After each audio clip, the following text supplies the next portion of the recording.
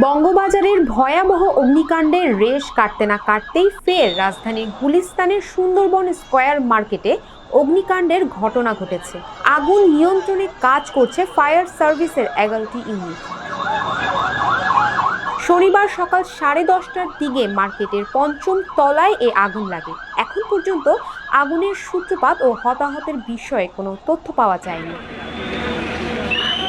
Fire service সূত্রে জানা গেছে, আগুন লাগার খবর পাওয়ার পরপরই 10:03 প্রথম ইউনিট ঘটনাস্থলে পৌঁছে আগুন নিয়ন্ত্রণে কাজ শুরু করে।